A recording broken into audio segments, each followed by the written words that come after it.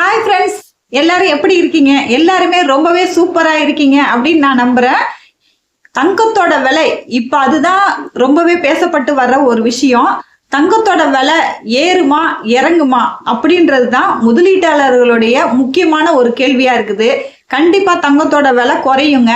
அது எவ்வளவு குறையும், எப்போ குறையும் அப்படிங்கறத பத்தி தான் நம்ம இந்த வீடியோல பார்க்க போறோம். வீடியோவை ஸ்கிப் பண்ணாம பாருங்க. கண்டிப்பா உங்களுக்கு ஒரு முக்கியமான ஒரு தகவல் இருக்குது. வாங்க வீடியோக்குள்ளார போகலாம். தங்கமா இருக்கட்டும், வேற எந்த பொருளா இருக்கட்டும்ங்க, ஒரு பொருள் விலை ஏறுது அப்படின்னாக்கா எந்த காரணத்தினால விலை ஏறுது அப்படின்னா டிமாண்ட் ஏற்படக்குள்ளதான் அதனுடைய விலை அதிகமாகும். இப்ப தங்கத்துக்கு டிமாண்ட் அதிகமானால் விலை ஏறும் இல்லைங்களா?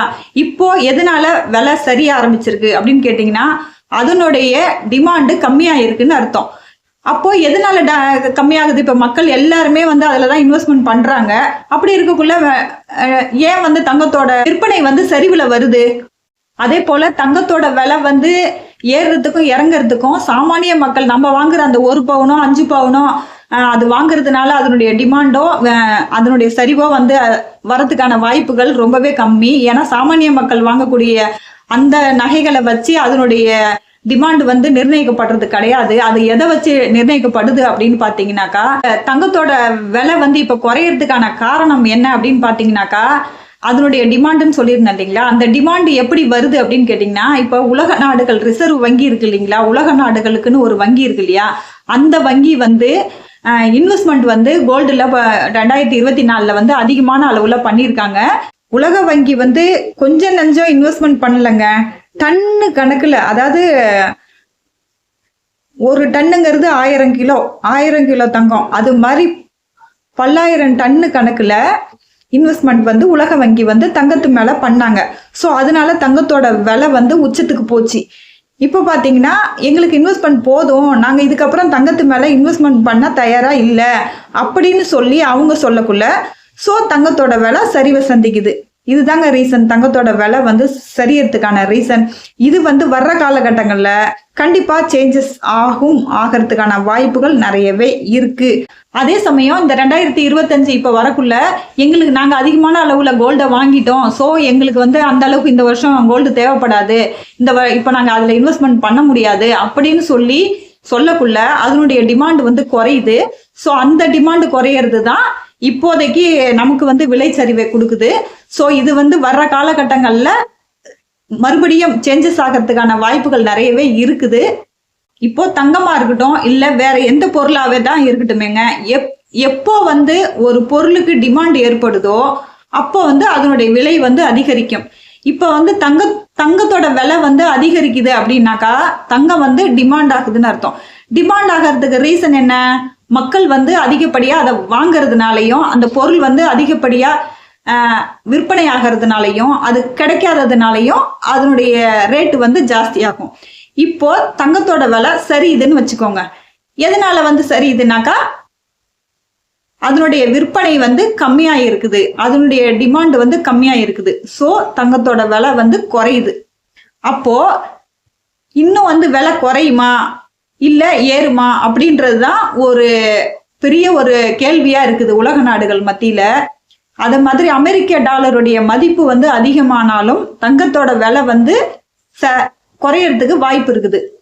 இப்ப இது ரொம்பவே குறைஞ்சி அதனுடைய விலை பாதிக்கு பாதி குறையறதுக்கு வாய்ப்பு இருக்கா அப்படின்னு சொல்லிட்டு மக்கள் எல்லாம் ரொம்ப ஆவலா இருக்காங்க. இப்போ மக்களோட ஆவலுக்கு ஏத்த மாதிரி அந்த தங்கத்தோட விலை குறைஞ்சால் வாங்கலாமா அப்படின்னு கேட்டீங்கன்னா லாங் டேர்ம் முதலீட்டாளர்கள் விலை குறையும் போது வாங்கறது ரொம்பவே நல்லது.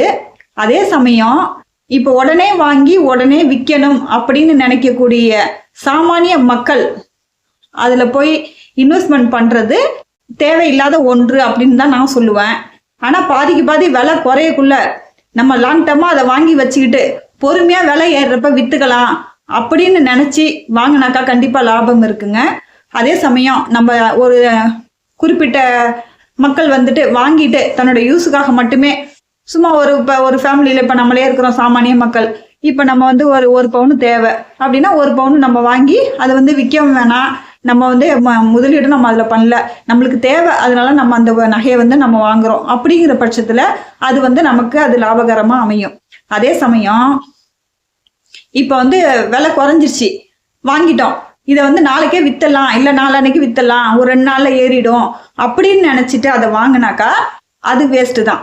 அதே சமயம் லாங் டேர்மாக நம்மள்ட்ட பணம் அதிகமாக இருக்குது, ஓகே இதில் நம்ம நகையில் இன்வெஸ்ட்மெண்ட் பண்ணலாம் அப்படின்னு சொல்லிட்டு 1 பவுனோ 5 பவுனோ எடுத்து வச்சு நான் பொறுமையாக நம்ம கையில் வச்சு நம்ம லாங் டேர்ம், அதான் ரொம்ப நாள் கழிச்சு அந்த நகையை நம்ம விற்கக்குள்ள கண்டிப்பாக விலை ஏறி இருக்கும். அப்போ வந்து நம்ம விற்கிறப்ப நம்மளுக்கு லாபம் அமையும். அதே சமயம் இப்போ தங்கத்தோட விலை ரொம்ப சரியுமா அப்படின்னு கேட்டால் கொஞ்சமாக குறையறதுக்கு வாய்ப்பு இருக்குது. ஆனால் எப்போதுமே நம்மளுடைய காலாகாலமாக நீங்கள் பார்த்தீங்கன்னா தங்கத்தோட விலை கொஞ்சமாக சரியும், ஆனால் கொஞ்சம் குறைஞ்சா 2 படி குறைஞ்சிச்சுன்னா 10 படி ஏறும். இதுதான் நம்ம பார்த்துருக்கோம். அதே மாதிரி தான் இப்போவும் நடக்கும். அதனால அவசரப்படாதீங்க மக்களே. குறையும் போது பணம் அதிகமாக இருக்கிறவங்க வாங்கிக்கோங்க,